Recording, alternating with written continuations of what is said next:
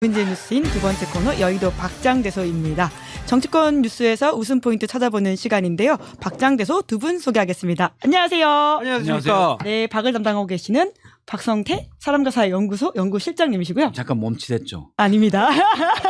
시가 잘 우리가. 그리고 장성철 공론센터 소장님이십니다. 안녕하세요. 네, 안 더우세요? 추워요. 저 감기 걸려가지고. 서용주 소장한테 감기 옮아가지고. 어머, 근데 진짜 약간 코 맹맹이 소리가 나시네요. 네. 어떡해요? 서용주 소장한테 치료비를 청구하려고 합니다. 아이고, 얼른 나으세요. 근데 이제 거의 날 때 됐어요. 일주일 됐어요. 지금. 지난주에는 괜찮으셨는데 또 그 직후에 걸리셨나 봐요. 원래 날 때 되면 울마요. 네, 자, 다들 저희 구독자분들도 감기 조심하라는 말씀 드리면서. 활동이 죽어요. 그래서 안 옮아요. 아, 그래요? 그럼요. 뽀뽀해도 안 옮아요. 진짜로? 그래요? 자, 얼른 들어가죠. 오늘 정치권에서는 사실 이 뉴스가 좀 계속 굴러가고 있는 누군지 것 알아요? 같은데. 박민영.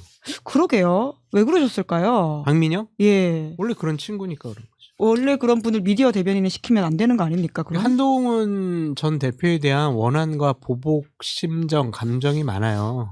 그래가지고 그거를 좀 풀어보겠다라는 생각으로 뭐든지 기승전결 한동훈 나쁜 사람 이거예요. 아니 근데 그럼 한동훈 대표를 비판하면 되지 왜 김예지 의원을 가지고 그렇게 했을까요? 빌드업. 제가 볼 땐 짜증 나는 거죠. 자기는 배지 한 번 못 달고 있는데 비례로 2번이나 달았다. 여기에 일단 열받은 거예요. 네. 근데 사실 비례로 2번 받으신 분들은 또 역사를 찾아보면 있긴 있잖아요. 있죠. 예, 근데 이걸 또 장애인이라고 하는 그 어떤 소수자성을 가지고 와가지고 예. 혐오 발언을 하는 게 적절하지 못하다는 비판이 나올 수밖에 없잖아요. 저도 쭉 들어보다가 이분이 제정신인가 라고 싶더라고요. 그래서 이름을 다 얘기하지 않기로 했어요. 오히려 이름을 언급해주는 게 네. 그분이 원하는 네. 효과일 수 있다. 박모 대변인. 예. 장애인 비하. 이거는 근데 난리 그리고 거기다 났어요. 여성 비하까지. 네. 난리 났어요. 뭐가 그쪽에서는 지금 영웅이에요. 결국은 그 효과를 노리고 한 발언인가요? 감동란 TV에서는 박민영이 뭘 잘못했냐 이걸 지금 막 찍고 가지고 막 돌리고 있어요. 감동란 TV도 얘기해주면 안 돼요. 또 하긴 나도 찾아봤네. 감TV. 조회수를 좀 높여줬네. 감TV라고 합시다. 감TV. 네, 그러니까 저급한 인식이라고 볼 수밖에 없고, 그러니까 뭐가 문제냐라고 생각하는 게 더 큰 문제가 아닌가라는 생각이 들어요. 누구나 방송할 때 뭐 실수할 수 있고 자신의 생각을 가감 없이 유튜브 가서 얘기하다가 편한 상황에서 뭐 하지 말아야 될 말, 남에게 상처 주는 말을 할 수도 있는데 그 다음에 다른 분들이 야 이건 잘못된 것 같아 첫 번째, 두 번째, 세 번째 이렇게 지적을 하면 공감 능력이 있다면 정치인이라면 또 야당의 대변인이라면 아 그렇구나 깨닫고 뭐 고칠 줄 알아야 되는데 그런 게 아니라 내가 뭘 잘못했어요. 근데 뭐 사실관계 틀리게 얘기한 거는 내가 좀 뭐 미안하기도 하고 비하로 비춰줬으면 뭐 내가 좀 미안해요. 근데 나에 대해서 뭐라고 한 사람들 내가 다 고소할 거야. 그러고 있잖아요. 그러니까 적반하장 이렇게 볼 수밖에 없죠. 근데 그 친구 말 잘해요. 그 친구 경력을 쭉 보면은요.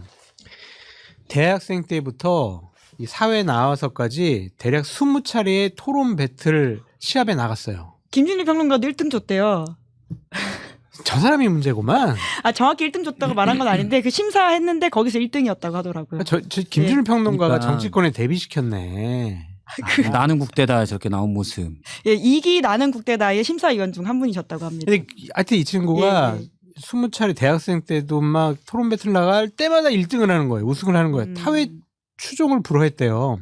그래가지고 그 상금을 가지고 학비도 내고 그래서 열심히 살아온 거는 맞아요. 근데 이준석 전 대표랑 같이 활동을 했을 때까지만 해도 정상적이었던 것 같은데 대통령실에 가면서 여러 가지 막 논란이 많았었거든요. 그때부터 좀 이상해진 것 같아요. 좀. 그러니까 이분이 이제 토론 배틀 8번인가 우승하고 그랬는데 그냥 말하는 기술자인 것 같아요. 말기술자. 20번이라니까. 20번이에요? 내가 얘기했잖아요. 대학생 때부터 나와가지고. 다 해서? 다 해서 20번이에요. 20번으로 다시 할게요.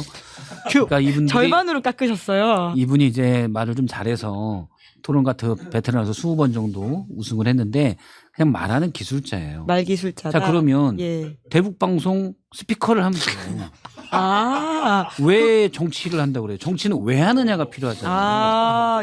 장애인 비하려고 정치해요? 일단 정치하는 기본적으로는 공동체, 그중에서 또 특히 약자를 어떻게 우리가 같이 갈 것인가. 그럼요. 이게 기본이잖아요. 그런데 물론 그 길을 위해서 방법론에서 서로 다른 우파나 좌파나 예. 이래서 방법론을 다르게 주장할 수는 있어요. 근데 저런 식으로 장애인을 비하는 거는 왜 정치를 하냐. 예. 말 잘하면 그냥 대북방송 스피커를 해라. 대북방송 이제 안 하는구나. 예. 이재명 정부 들어서는 그 자리가 사라져가지고. 그래서 그래서 하고 있구나. 죄송합니다. 네. 그런데 이제 개인의 문제도 개인의 문제인데 이걸 당 차원에서 어떻게 대응하느냐도 되게 중요한 문제인 것 같은데요. 송원석 원내대표가 오늘 자그마한 일이라고 이야기를 해서 더 일을 좀 키우고 있다는 생각이 듭니다. 말로 매를 버는 것 같다라는 생각이고 저게 말이 그 사람의 인식이잖아요. 그러니까 이렇게 장애인들을 비하하고 한 여성 정치인에 대해서 사실과 다른 얘기를 갖고 공격하는 게 자그마한 일이다라고 생각하는 야당 원내대표의 그 인식의 수준이 참 뇌가 작아서 그런가? 그러면 쇠인데? 새예요? 안 됩니다. 아니야. 그건. 예.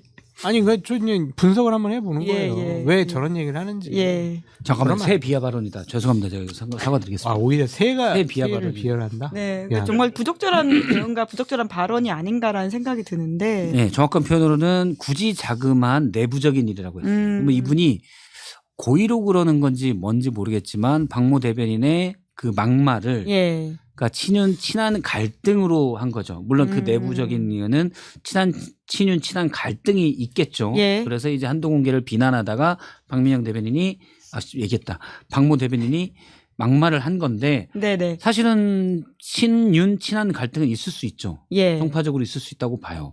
그런데 그걸 하면서 나왔던 이 사람의 인식, 장애인과 여성을 어떻게 보느냐 인식이 드러난 거잖아요. 그걸로 욕을 먹는 거예요. 그런데 송원석 원내대표는 그건 보이지 않고 예. 내부 갈등만 보인 거예요. 이게 더 문제죠.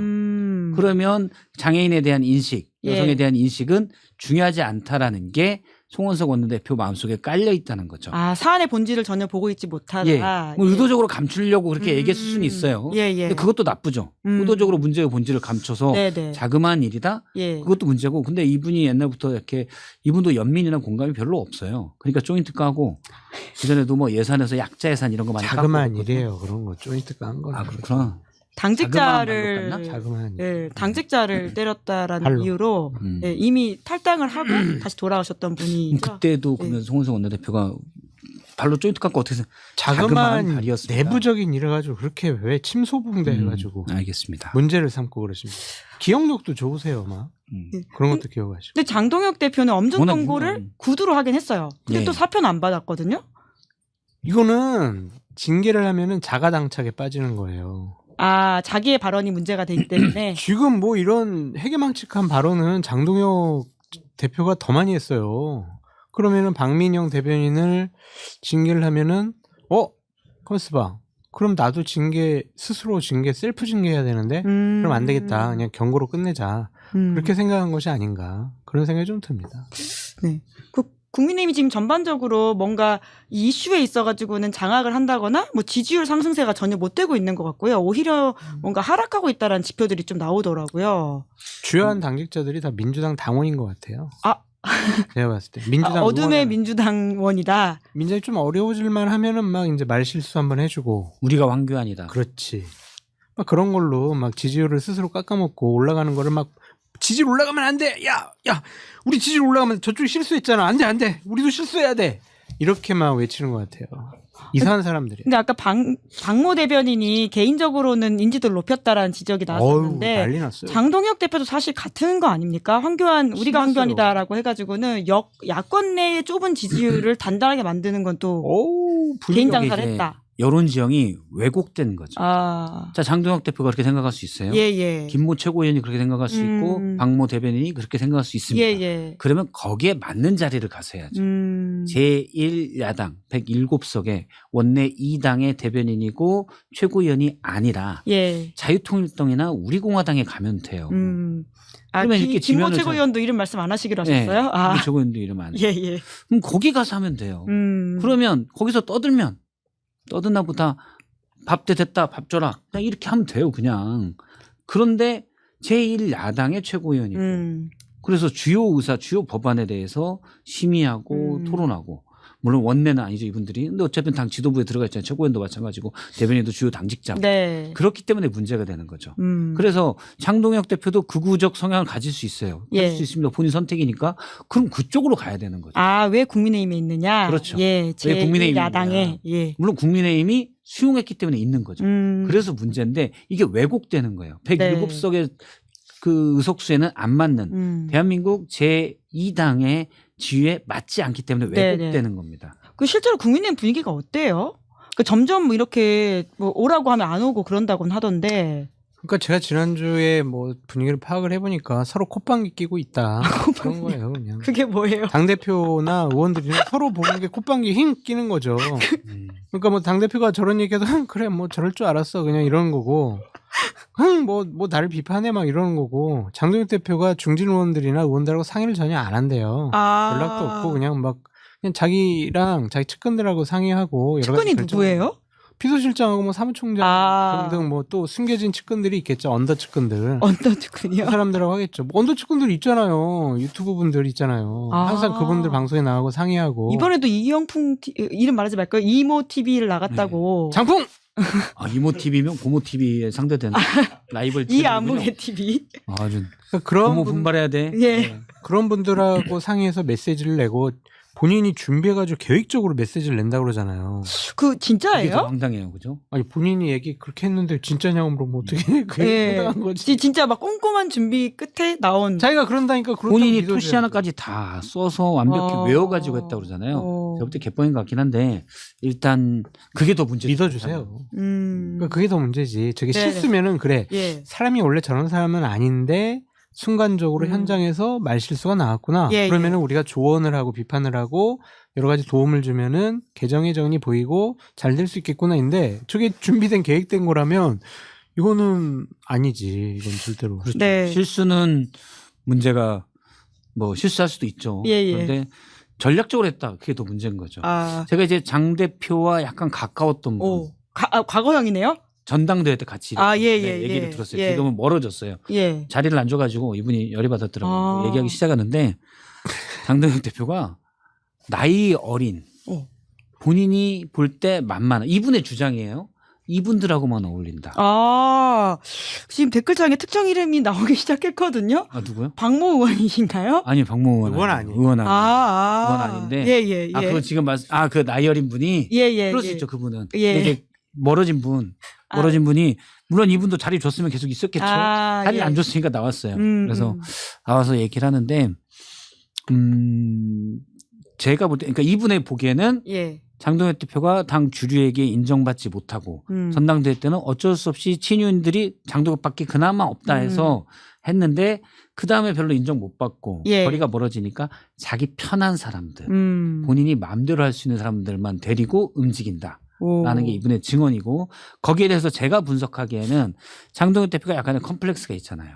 어떤? 사실 1.5선에 그렇죠. 재보궐로 들어갔다. 그렇죠. 당 대표를 맡을 만한 경력이 안 돼요. 경륜도 안 되고. 요새 근데 그런 분들 많이 있죠. 근데 물론 최고위원들이 있지만 한동훈 전 대표도 원외 인사로서 됐어요. 그렇죠. 원외 인사였지만 사실은 뭐 예를 들어서 원외에서 뭐 법무부 장관하고 쭉 있고 그래서 문재인 전 대통령이나 이재명 대통령도 의원을 한 번밖에 못 해봤지만 사실은 그 전부터 뭐 비서실장, 이재명 대통령은 경기지사에서 대선 주자로서 이걸 갖춰왔잖아요. 장동혁 대표가 그냥 뚝 떨어졌어요. 한동훈 옆에 쫄래쫄래 따라다니다가 갑자기 끝에 우리가 옛날 경마 같은 거 보면 혀를 쭉 내밀어가지고 들어왔단 말이에요. 근데 그러다 보니 제가 볼 땐 컴플렉스가 있다. 컴플렉스. 중진들 만나봐야 니깎게라는 게 되니까 안 만나는 거예요. 그러니까 제가 봤을 땐 이런 발언들 국민적인 눈높이와 상식과 맞지 않은 발언들이 나오는 거는 정신 승리하는 것밖에 없다라고 생각이 드는 거예요. 무슨 말이냐면 여러 가지 여론 지형도 불리하고 국회의원 숫자도 불리하잖아요. 세가 불리하단 말이에요. 그러면은 좀 더 강경하게 이념적으로 정체성을 찾는데 이 사람들이 더 몰두할 수밖에 없어요. 그런 차원에서 지금 계속 우리가 황교안이다부터 시작해서 우파들 총단결해야 된다. 우리끼리는 서로 조그마한 이런 거 다 감싸 안아주자. 꼬리 자르게 하면 안 된다. 막 이런 식으로 옹호를 하잖아요. 더욱더 왜소화되는 거죠. 그것이 이제 스포츠 경기에서는 정신 승리로 우리가 뭐 한번 해볼만 하거든요. 아니, 전력이 부족하면 정신승리, 투혼 막 이렇게 할 수 있잖아. 근데 정치라는 게 뭐예요? 세가 불리하면은요. 계속해서 세를 늘려가기 위해서 예. 국민들을 설득하고 어필해야 되고 국민 눈높이에 맞는 메시지, 행보 결정들을 해야 되는데 그걸 못 하고 있어요. 네, 저희 댓글창에 계속 박준태 의원 이름이 나오고 와서요. 제작진이 후다닥 사진을 좀 찾았던데 측근 그룹에 들어가시는 분이라고는 봐야 될 것 같네요. 그 거리만 보더라도. 준태 얘기하면 안 돼. 고소당해가지고. 어머, 고소당하셨어요?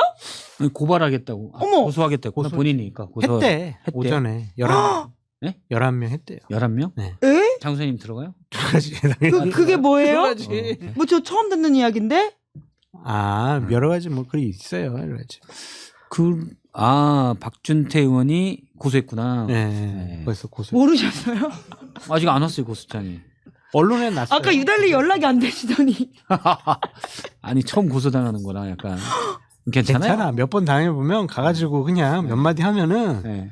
거기 있는 수사관들이 유명한 분 오셨네? 그러면서 막 먹을 것도 갖다 그게 주고. 그냥 얘기하면 아마 그것 때문인 것 같아요. 얼마 전에 장수환님과 뭐 방송을 하다가 예. 이제 통일교 그 윤영호 본부장이 김건희 씨와 나눈 대화 중에 예. 그 내용이 있잖아요. 우리가 전폭적으로 지지를 하겠다. 전당대회 때. 예. 원래 권성동은 밀려다가 나중에 물러나고 김기현을 밀었죠. 예. 그 특검의 수사 내용이죠. 그렇죠. 예. 그러면서 대신 비례대표 한 석을 달라 했잖아요. 그러면 줬을 것 같은데? 여기까지 그 고발당하신 내용이라는 거죠? 그 내용 괜찮아요. 예. 저는 뭐 상관없어요. 예. 그래서 제가 거기서 의문을 제시했죠. 아. 그 비례대표 한 석이 누구지 그러면? 그런데 이제 장 소장님이 한동훈 전 대표한테 들었다며 김건희 픽 비례대표 한 명이 있다. 아, 직접 들으신 내용이에요? 근데 한동훈 전 대표도 그 김건희 픽이 누군지는 얘기 안 했어요. 그렇죠. 얘기 안 했죠. 얘기 안 했고 장 소장님도 얘기하지 않았고. 그래서 측근 중에 한 명이다. 그래서 우리가 그러면 혹시 박준태 아냐?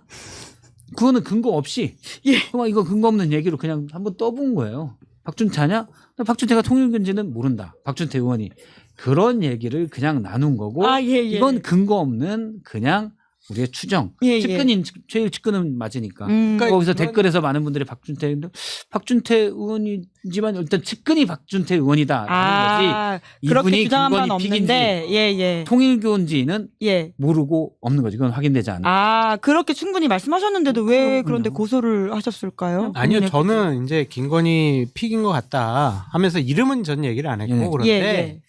그냥 저희가 방송 중에서는 뭐 계속 그런 얘기 이런 얘기도 있고 저런 얘기도 있고 의혹이 있다라고 얘기를 하잖아요. 막 그런 거 가지고 고소당했으면 윤석열 정권 시절 매일매일 고소당했을 거예요. 모든 평론가들이. 다시 한번 말씀드리지만 박준태 의원님이 통일교 픽인지 그건 저희는 전혀 모릅니다. 모른다. 모른다. 정확하게 한 명일 말씀하셨습니다. 뿐이다. 누구의 측근이죠? 장동혁의 측근. 자, 다시 한번 말씀드리겠습니다. 박준태 의원이 통일교 픽인지 아니다. 모른다. 모른다라고 이야기하셨습니다. 괜찮다니까. 가서 이렇게 재판받고 그러면 돼요. 재판을 받아요? 아이고. 근데 검찰이 지금 막 와야 돼가지고 수사도 제대로 못해. 쌓여있어가지고. 자, 얼른 민주당 이슈로 넘어갈까요 그러면? 괜찮아요. 괜찮아요. 뭐, 틀린 말 한 게 없는데 뭐. 모른다고 하셨으니까요. 아니 그냥 모른다만 하면 사안이 정확치 않아요. 박준태 의원이 통일교 픽이고 김건희 픽인지 모른다. 그러니까 제가 주장하는 바입니다. 반복 학습을 모른다라는 이야기를 강하게 하시려고 이야기하고 그 계십니다. 앞에까지 같이 강하게 얘기하는 거예요. 참 못난 사람들이 그런 거 가지고 뭐 고소하고 그래. 자, 그걸 꼭 박준태 의원이 들었으면 좋겠어요. 박준태 의원님이 통일교 김건희 픽인지 우린 모른다. 측근인 것만 안다. 자, 그만하고 저기 PD님 쇼츠를 해가지고 박준태 의원 전화번호 알려드릴 테니까 그냥 보내줘요. 영상 링크 해가지고. 자, 얼른 다시 한번 그만해. 자, 민주당 이야기로 넘어가면 이 정청래 대표도 이 딴지일보가 민심에 척도라는 얘기를 해가지고 또 좀 논란을 사고 있는데 어떻게 보십니까? 이거는 맞죠, 민심. 딴지일보가 민심이라는 거는 맞죠. 어떤 민심이죠? 민주당 당원들의 마음, 민심. 그렇게 줄여가지고 정청래 대표가 말을 한 건데. 정청래 대표는 되게 기발한 분이에요. 재기발랄한 분이라고요. 이 민심을 대한민국 국민들의 마음 이렇게 얘기는 하지 않고 그냥 민주당 당원들의 마음, 민심 이렇게 말씀하신 거죠. 맞는 말 하신 거예요. 이거 뭐 잘못됐다고 논평할 필요가 없어요. 네네. 그러면 1인 1표 전당원 투표를 10월 당적 기준으로 하려고 하다가 이게 좀 반발을 산 이슈에 대해서는 어떻게 보세요? 그러니까 이게 기본적으로 내년에 출마하고자 하는 사람들이 엄청 많잖아요. 지방선거. 이해관계 당사자들이란 말이에요. 그 사람들이 원하는 룰은 정말 정교하게 누구나 다 그래 뭐 이 정도는 뭐 우리가 받아들일 수 있지 이렇게 해야지. 예를 들면은 10월 기준이다, 11월 기준이다, 9월 기준이다, 아니다 뭐 1년 기준이다 이렇게 여러 가지 제한 규정을 두기 시작을 하게 되면은요 반발하는 사람들이 좀 엄청 많아질 거예요. 그래서 룰 같은 경우에는 지금까지 해왔던 거 그대로 해야지. 정청래 대표가 혹시나 자기 사람 유리하게 하려고 이렇게 룰을 조금 바꾸려고 하는 거 아니야? 이런 인식을 주는 순간 이제 난리가 나는 거예요. 이 룰 가지고 그냥 엄청나게 싸울 수밖에 없어요. 그래서 이건 반발은 그냥 나올 수밖에 없는 거다. 그래서 너무 무리하지 않으셨으면 좋겠어요. 정 대표가. 무리하지 않았으면 좋겠다라고 말씀하셨는데. 예. 민심을 보는 창이 조금 잘못된 것 같아요. 다른 의견이시네요. 다르죠. 예. 달라요. 우리 성도 다르고 네. 이름도 달라요. 박준태 의원이랑은 이름이 두 개나 같다고 댓글창에. 기분이 나빠요. 그러네 이름이 같네. 기분이 나빠요. 한 번도 생각해 본 적이 없었는데. 진짜. 박성재 장관하고도 이름이 두 개나 같아요. 아이고, 네네네. 김성태 의원은 이름이 같아요. 근데 어쨌든 근데 왜냐하면 예를 들어서 이번에 항소포기 같은 경우도 그렇죠. 여론에서는 갤럽 조사에서는 29대 48로 부적절한 의견이 많았죠. 지난주 금요일에 나왔죠. 그런데 이를 딴지 게시판에서 완전히 반대입니다. 그럼 야당이라면 사실은 어떤 운동에 뭐 동력을 삼기 위해서 강한 의견을 가지고 갈 수 있어요. 그럼 여당이잖아요. 국정을 아울러야 되고 그럼 민심 전체를 보는 게 전 여당 대표에게 더 맞다라고 봅니다. 물론 참고할 수 있죠. 참고할 수 있고 필요할 때 같이 할 수도 있어요. 그런데 그게 척도다라고 하기에는 민심과 다른 부분이 좀 뭐 드러나는 부분들이 있는데 그럼 어떡할 거냐. 여당 대표로서는 조금은 이제 너무 작은 곳만 좁은 곳만 보는 것 아니냐라는 생각이 들 수 있죠. 아니 왜냐면은 딴지일보에 뭐 여기도 총수가 김어준 씨 아니에요? 맞죠. 소유주가? 대표. 네. 그러면은 딴지일보 소유주가 지금 뉴스공장 진행자고 소유주고 거기 겸공도 하는 거고 거기에 많은 당원들이 있고 거기에 항상 나갔던 정청래 대표가 당대표 됐으면 본인은 그것이 민심의 전부다라고 생각할 수가 있죠. 그래서 틀린 말은 아니다. 계속 요쪽 민심만 보고 정치하셔라. 그러면 당에서 성공할 수가 있다. 그렇게 말씀드려요. 아까 잠깐 대장 돌려가는 것 같아요. 이렇게 칭찬해도 댓글에는 제욕을 하고 이게 무슨 민심이에요. 그래도 댓글에서는 저를 욕하고 어떻게 하라는 거야 도대체. 시사인 게시판이 민심이에요. 그래요? 자 여러분 저희 게시판에서 민심을 보시면 된다라는 박성태 실장님의 따끔한 말씀이 있으셨고요. 자 아까 저도 욕 먹어요. 빨리 뭐라고 한다고 저도 요즘 욕 많이 먹고 있어요. 잘했어요. 기자들은 원래 욕 먹는 직업이에요. 기자가 아니구나 내가 지금. 평론가 이제 기자 출신 평론가이신 건데 아까 잠깐 대장동 이슈와 관련해 가지고도 이제 특정 게시판을 보면서 좀 여론을 잘못 보고 있는 것 같다라는 식의 말씀을 해주셨는데 지금 이제 그 이슈도 이번 주에 계속 굴러가고 있긴 하거든요. 물론 이제 어제 사의 표명을 검사당 2명이 하면서 뭔가 약간 또 그 국면이 바뀌나라는 생각이 들기도 하는데 어떻게 될 거라고 보세요? 추가 사태가 있을까요? 추가 사태는 있을 수 있다고 있을 수 있는데 뭐 많지는 않을 것 같고 뭐 18명 검사장 중에 2명이 이미 사의 표명했고 1명 정도 있을까 말까는 더 모르는 거죠 사실은. 그런데 어제 최고위원회에서 일단 정청래 대표와 김병기 원내대표가 이 문제에 대해서 검사 징계에 대해서 언급하지 않았어요. 그리고 정성호 장관이 항명이냐 검사들의 이런 부분이 항명이라기보다는 의견 제시로 봐야 된다고 했거든요. 그러니까 이 문제가 커지면 좋을 게 없다라고 생각을 한 것 같아요. 네. 그러면 굿값 배드값인가요? 뭔가 메시지가 튄 건가요? 이걸 어떻게 봐야 될까요? 장관은 그렇게 톤다운하는 이야기를 한 건데 주말 사이에 나온 보도는 있고. 그렇죠. 근데 장관은 사실 정성호 장관은 계속 톤다운을 했습니다. 사실 따지고 보면 정성호 장관은 본인이 신중히 판단하는 의견을 냈기 때문에 문제가 커져봐야 좋을 게 없습니다. 그러니까 사실은 그리고 검찰이 만약 동의한다. 여기서 검사장 18명이 사퇴해봐요. 만약에. 그럼 어떤 분들은 와 좋다라고 하겠지만 또 반대되는 분들은 이게 지금 검찰이 아예 다 없어진다 말이 되느냐. 그 책임은 정성호 장관이 다 지게 돼요. 그래서 뭐 물론 18명이 다 탈 리도 없지만 어쨌든 그런 게 있기 때문에 정성호 장관은 문제가 커지는 게 부담스러울 거고 사실은 정청래 대표나 김병기 원내대표는 각자 이유가 좀 있죠. 정청래 대표는 사실은 이재명 대통령과 사이가 거리가 다르다. 사실은 그것 때문에 약간 뭐 친명, 친청이 예. 다르다는 얘기가 있었잖아요. 예. 근데 이게 어차피 이재명 대통령의 임기 뒤에 나올 재판에 관련된 얘기이기 때문에 본인이 강력하게 보호하는 모습을 보일 필요가 있었고 김병현 원내대표도 지난번에 더센특검법을 포기 어느 교환으로 예. 썼다가 지금 여야가 합의했던. 그렇죠. 예. 합의했다가 지지층으로부터 욕을 많이 먹었거든요. 예. 그러니까 지지층이 그냥 다 싫어하는 무조건 싫어하는 검찰 걸렸으니까 이때 센 발언을 하는 것으로 보여요. 그런데 어제 얘기가 없었던 거는 이 문제가 커져봐야 여론상 좋지 않다라고 판단했던 것으로 저는 좀 봅니다. 네, 지금 수습 국면에 들어갔다 이렇게 비슷하게 보세요. 흐지부지 될 거예요. 흐지부지. 네, 검사들도 더 이상 뭐 사의 표명 안 할 거고 당에서도 세게 밀어붙이지 못할 것 같아요. 어느 정도? 열흘까지. 왜냐? 이재명 대통령께서 지금 외교활동하러 나가셨잖아요. 예. 그래서 정청래 대표나 김병기 원내대표가 현안 문제와 관련해가지고 적극적으로 목소리 내지 않을 가능성이 좀 높아 보여요. 예전에 자꾸 왜 집권여당 지도부가 왜 대통령 뒷다리 잡냐 이런 비판 많이 받았잖아요. 그래서 외교활동할 때까지는 최대한 좀 자제하지 않을까 그런 생각이 듭니다. 네, 정치권 현안들이 이렇게 돌아가긴 하지만 또 내란 재판이 굴러가고 있기 때문에 두 분이 오늘 가져온 말말말은 공통적으로 그 이슈이더라고요. 그래서 그걸로 실수했어요. 제가 그냥 그 이해찬 민주평통 수석 부의장이나 김민석 총리 좀 논란을 좀 말씀드릴 건데 마지막에 잠깐 하시면 될 것 같아요. 네. 민주평통 수석 부의장께서 어제 뭐 서울시당 대회에 나가가지고 오세훈 서울시장에 대항하는 민주당 의원들이 나와서 하는 그러니까 한마디로 말해서 오세훈 시장 규탄 대회에 참석을 하셔가지고 막 정말 뭐 오세훈 시장의 여러 가지 정책들에 대해서 비판을 많이 하더라고요. 그러니까 예를 들면은 한강버스 사건 관련해서는 뭐 삼풍백화점 무너진 거랑 뭐 비슷하다 막 이런 식으로 얘기를 하시는데 민주평통 수석 부의장이 특정 정당의 행사에 참석을 해가지고 특정 정당 편을 들고 상대 진영에 있는 서울시장 단체장을 그렇게 비판하는 게 맞습니까?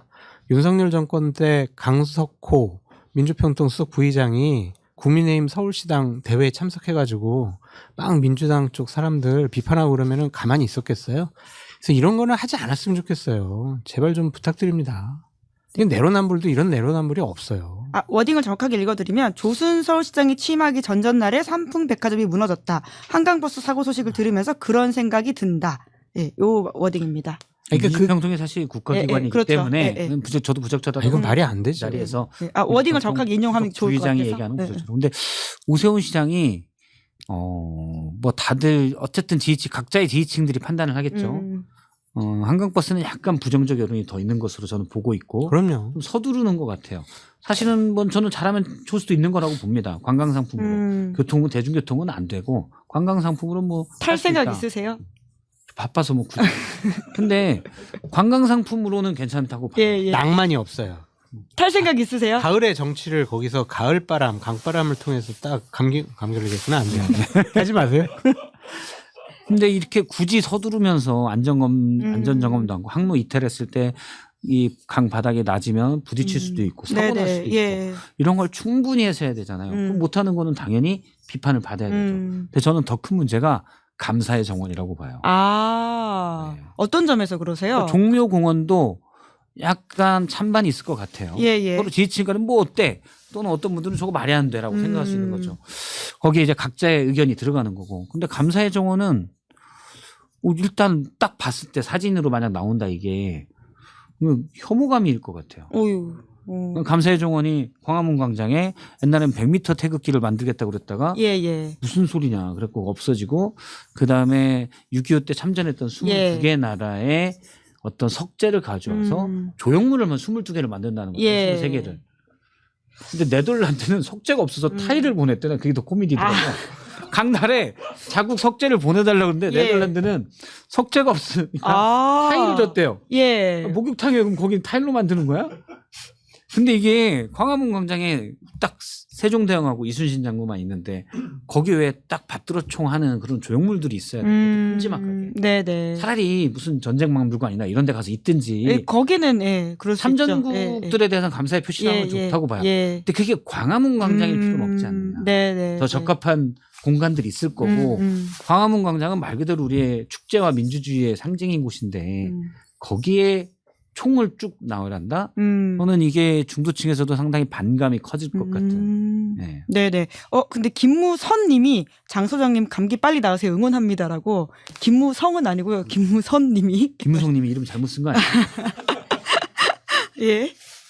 뭐 혹시 더 덧붙이실 말씀 아니 없으시면? 저는 예. 찬성하는 입장인데 예. 그 박성태 실장님 같은 생각을 가지신 분들의 얘기도 충분히 듣고 추진하면 추진하는 거고 여러 가지 반대 의견이 많으면 하지 말아라 그렇게 말씀드려요. 근데 저는 기본적으로 그런 대한민국 상징성 있는 그런 곳에 6.25 전쟁에서 우리가 졌으면은 분명히 적화 통일돼서 우리가 없었을 것 같거든요. 그 나라를 도와준 우리나라를 도와준 그 분들에 대해서 기념도 하고 여러 가지 상징적인 조형물 만들어 놓은 것은 저도 뭐 나쁘지 않다고 생각을 하거든요. 그래서 이제 그 모양이 어떨지 설계도 같은 걸 보고 판단을 했으면 좋겠습니다.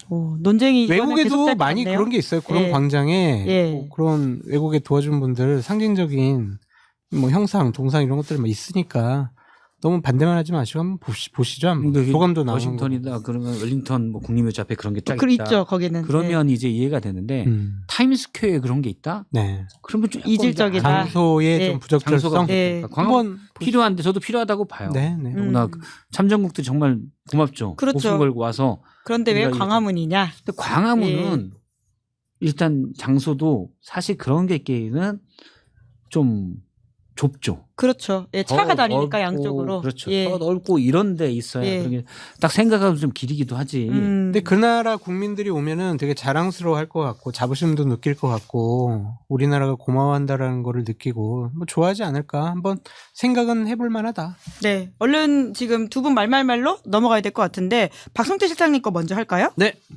원점 타격. 원점 타격. 이게 참 예. 또다시 그분이 등장했는데요. 예. 이거 정말 이분이 미친 일을 엄청나게 많이 벌였는데 그 중에서도 이 전쟁을 유도한 거는 정말 끔찍한 일이다. 그렇죠. 이전에 사실 보도는 살짝 됐죠. 예. 오물풍선 이거 격추시키고 예. 그다음에 원점 타격을 해라. 이거를 하참이 막았다라고 보도됐는데 공소장에 어느 정도 자세히 쭉 나와버렸어요. 그래서 내용 보면 이거 정말 살벌합니다. 진짜요? 11월 17일이에요. 작년. 예. 그러니까 오늘이 11월 18일이거든요. 네. 작년 이맘때 큰일 날 뻔했다. 예. 우리 진짜 전쟁 날 뻔했다. 이제 김여정 북한 부부장이 예. 우리나라 이제 대북 전단에 대해서 강력히 항의하고 큰일 날 거다. 그리고 오물풍선을 그 다음날 11월 18일 새벽에 뿌리니까 바로 김용현이 합참에 가서 기다렸다는 듯이. 격추시켜라. 예. 그래서 30mm 대공포가 고각 발사. 아. 격추시킬 준비까지 들어갔다는 거 아닙니까? 근데 합참이 만료해서 안 된다. 네. 만약 그때 격추됐으면 아니 김여정이나 김정은이 가만히 있겠어요? 물론 이제 안 그럴 전쟁이 안 일어날 확률이 높지만 만약에 일어날 확률이 20% 30%까지 예. 된다. 이건 엄청나게 위험한 일이에요. 오히려 격추하길 바랬던 게 여인형 메모에 보면 그런 걸 유도하라고 그렇죠. 쓰여 있지 않습니까? 그렇죠. 오히려 반응이 오기만을 기다리지 김정은이 않았을까. 대응할 수밖에 예, 없는 예. 타깃. 그렇죠. 김용현이 실제 그거를 실행에 옮긴 거예요. 예. 그리고 그 전에도 그 뒤에도 다시 합참 얘기해서 원점 타격을 해라. 이거는 상공에 있는 오물풍선을 격추시키는 게 아니라 합참 차장에게 본부장에게 얘기를 합니다. 오물풍선 뿌리면 오물풍선 날라면 거기 원점을 타격해라 라고 지시하니까 합참 본부장이 이거는 좀 어려울 것 같다. 그 북한을 쏘라는 거잖아요. 원점이니까. 북한의 오물풍선이 날아온 그 지점. 그럼요. 예, 예. 그러면 북한이 아무리 러시아에 파병을 해서 사실은 여력이 안 되고 우리가 그런데 나라가 이런 돌발 상황을 막아야 되는 게 김정은 위원장이 체면국이잖아요. 가만히 있으면. 그러다 보면 전쟁 나는 거예요. 거기서 뭐 하나 넘어왔어요? 그러면 또 윤석열이 우리도 쪽팔린데 우리 힘이 없어 뭐가 없어 해. 그러면 그러다 전쟁 나서 수십만 수백만 명의 목숨을 잃은 겁니다. 그리고 계엄. 그렇죠. 정당성을 근데 확보한다. 김용현 호칭을 안 무식해요. 이 예. 아저씨는 그냥 제정신이 아닌 적. 그렇죠. 이런 거를 서슴지 않고 계엄을 위해서 한 분이다. 예. 이걸 김용현 장관이 했겠어요? 결국 윤석열의 예. 승인 하에 이루어졌겠죠. 예, 특검도 그걸 의심하고 이제 윤석열 씨 지시에 따라 가지고 움직였다 이렇게 지금 공소 논리를 그렇죠. 구성하고 있는 것 같은데 이건 정말 바보 같으니까 우리가 좀 우스꽝스러운 면도 윤석열이 있지만 용서할 수 없는 인사예요. 네, 그 용서할 수 없는 자들의 또 그걸 서포트한 사람들의 지적들이 재판에서 계속 나오고 있지 않습니까? 저 유려한 또 진행 실력 정말 감탄을 금할 수가 없네요. 얼른 토스하도록 하겠습니다. 대단해요. 최상목 권한대행의 기억이 안 나요. 뭐가 기억이 안 나죠? 와, 나 이거 보고 경악을 했어요. 그러니까 최상목 권한대행 그동안 개헌 관련 문건을 누군가 뭐 비서가 누군가 뭐 관계자인가가 3번 접어가지고 나한테 이렇게 준 거로 내가 기억을 하고 내가 그래서 잘 안 봤어요 이랬는데 CCTV 영상을 보니까 윤석열이 최상목 권한대행에게 이렇게 주는 CCTV 장면이 밝혀졌잖아요. 네. 그랬더니 그거를 보고 최상목 권한대행이 아유 내가 저 기억이 안 났다고 나도 저 장면 보고 내가 당황했다고 이렇게 얘기를 해요. 이런 사람이 와 대통령 권한대행까지 했어요. 그러니까 자기에게 불리한 것은 철저하게 감추고 바보 취급 당해도 좋다라는 거잖아요. 이런 사람이 뭐라고 했는 줄 알아요? 비상계엄을 하니까 자기 머릿속에는 환율이 어떻게 되고 우리나라 경제가 어떻게 되고 막 이 생각만 했다는 거잖아요. 그것도 거짓말 같아요. 그러면 그냥 비상계엄했어 그럼 성공하면은 한덕수 총리만 없어지면 내가 또 권한대행하고 나 또 뭐 할 수 있겠네. 가만 있어봐. 내가 국회 갔을 때 나한테 대들었던 민주당 의원들 누구지? 가만 있어봐. 저 평론가 중에 박성태. 아싸. 왜 본인 이름은 말 안 해요? 저는 최상목 권한대행 그때 비판 안 했습니다. 진짜. 저는 PD가 진짜 하잖아요. 그랬을 것 같단 말이죠. 이 사람의 기억이 안 나세요? 보니까. 우리 장 소장님 비판하셨던 거 기억 안 나세요? 저는 기억 안 납니다. 그래가지고 네. 참 이런 사람이 대한민국 국민들을 위해서 일을 하는 공직자였다라는 게 부끄럽고 창피하다. 네. 그래서 너무 경악스러워가지고 최상목의 기억이 안 나요. 이거를 골라왔어요. 저희 구독자분들은 기억력 진짜 좋으신 것 같은데요. 뭐래. 강미진님이 미국채에 투자했잖아 최상목 그렇게 주셨네요. 그렇죠. 야. 미국채가 올라갈까? 와. 뭐 이런 자기 이익만 생각하지 않았을까? 진짜. 네, 우리나라 국무위원들이 국무위원의 최소한의 자격이 없었다. 사실 이런 일이 났고 지금 오면 참여부터 해야죠. 그러니까요. 제가 국무위원으로서 역할을 다하지 못했습니다. 근데 그렇게 말하는 장관들이 하나도 없어요. 그러니까 감축이 급급한 실제 내란 중요 임무 종사자가 된 이상민, 박성재, 뭐 조태용 예를 들어 이런 분들도 있고 물론 소극적으로 이제 아니다라고 한 분들도 있지만 국무위원으로서 책임감을 느끼는 분은 한 분도 없다. 왜 그럴까요? 본인을 심지어 피해자라고 주장하시는 분도 계셨잖아요. 증인으로 나와서. 왜 그러냐면 윤석열 대통령이 보니까 비슷한 사람들만 본인과 만만한 사람들만 국무위원 시켰기 때문이에요. 결국은 초록이 동색이다. 좀 이런 의지가 있고 그런 분들은 가까이 안 뒀겠죠. 댓글창에 송미령 장관은 사죄했다고 또 써주시는 분들이 계시네요. 송미령 장관 나중에 뒤늦게 나와가지고 법정에 가가지고도 그런 이야기를 했던 걸로 기억하고 있긴 합니다. 근데 최상목 권한대행이 상당히 참 경악스러운 것들이 뭐냐면 하여튼 자기에게 유리한 것들만 얘기했잖아요. 나는 말렸어요. 나는 정말 말려. 한독수한테도 뭐라 했고요. 대통령 따라가가지고 대통령한테도 비상계엄 이거 하면 어떻게 하냐. 이상민한테도 내가 너는 이 아부쟁이라서 못 말리지 막 이런 것들을 이제 기억을 하는데 뭐 다른 사람이 증언을 했지만 그런데 그 계엄 문건 자기가 대통령한테 받은 거는 왜 기억을 못 하냐고요. 선택적 기억상실증이에요. 그러니까 진짜 CCTV가 없었으면 우리가 얼마나 속았을까 이 생각이 다시금 좀 들긴 해요. 그러니까요. 제가 볼 때는 최상목 대행은 이미 한번 수사를 받았었잖아요. 박근혜 정부 때 경제수석 그래서 미르재단 관련해서 수사받고 무죄 나왔지만 맞아요. 어쨌든 구치소도 가 있었던 걸로 제가 기억이 나요. 그러니까 딱 계엄하면서 또 당했네. 그래서 일단 방어적으로 쭉 나온 거라고 봐요. 계엄 문건 못 봤다. 그리고 비상 예산 관련 쪽지에 관해서도 어떤 일단 무조건 방어적으로 그렇게 나온 거라고 봅니다.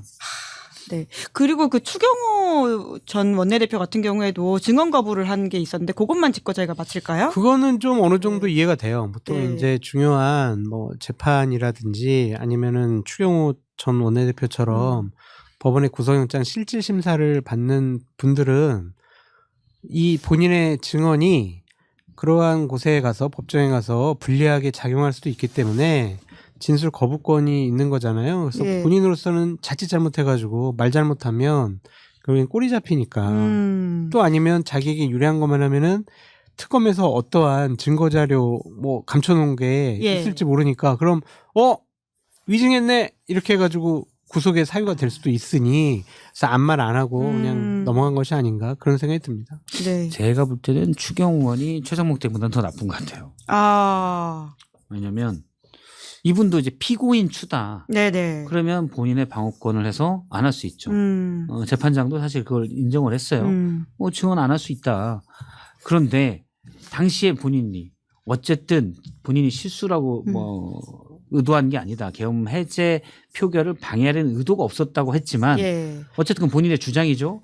그런데 본인의 주장이라고 해도 본인이 그때 의총 장소를 여러 번 바꿈에 따라 계엄 해제 표결에 많은 국민의힘 의원들이 참석을 못했잖아요. 그러면 그냥 피고인 추가 아니고 국민의힘 원내대표 그렇죠. 추경호 의원이라면 거기에 역사적 책임을 가지고 있어야 돼요.